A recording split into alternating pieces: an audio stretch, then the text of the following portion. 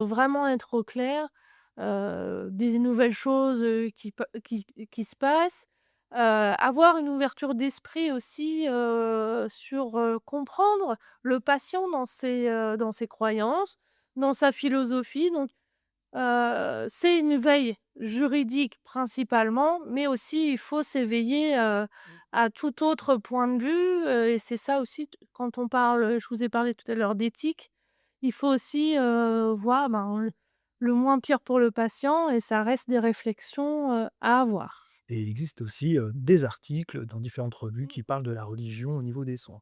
mmh. Alors, OK, maintenant faisons un focus si tu veux sur, si tu le veux pardon, sur la laïcité en formation.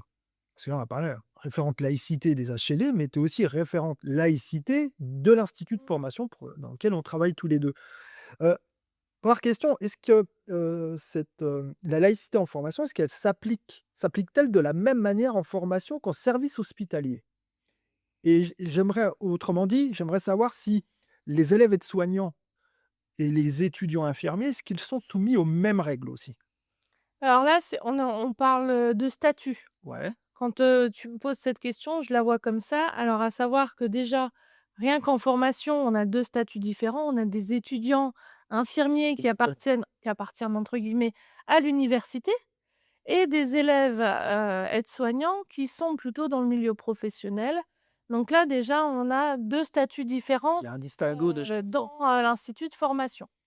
Donc là, il y a c'est le choix est fait dans chaque institut de faire un règlement intérieur et souvent on fait le règlement intérieur des instituts de formation en soins infirmiers. Donc ils sont sur le quasiment sur le même principe.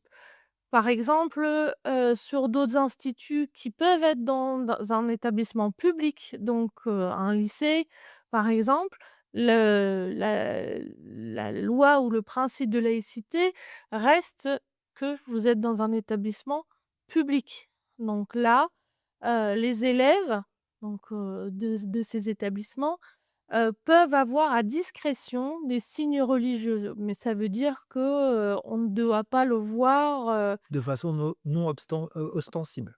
tout à fait. Donc, j'ai Donc des oui, amis ou des choses comme ça. tout à fait. OK. Heu, Est-ce qu'il y a des choses particulières, par exemple, bon, alors c'est par exemple si dans les stages, par exemple pour les étudiants ou les élèves, est-ce qu'il y a des choses particulières par rapport aux stages ou alors les travaux pratiques? quand ils sont au stage, quand Ouais, ils sont en stage, les étudiants, les élèves sont, entre guillemets «professionnels» de la fonction publique d'accord. hospitalière. Donc là, il y a l'obligation de neutralité. Quand ils sont à l'institut, là, ils peuvent venir comme ils sont. OK.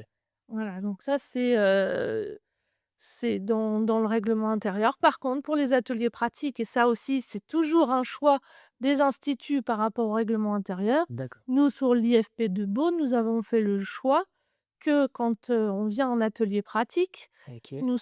ils viennent comme ils sont en stage, parce qu'on va faire de la pratique. Donc ça veut dire qu'ils viennent en tenue professionnelle, donc ça veut dire, cheveux attachés, pas de fraîche manicure, une tenue propre, sans signe, distinct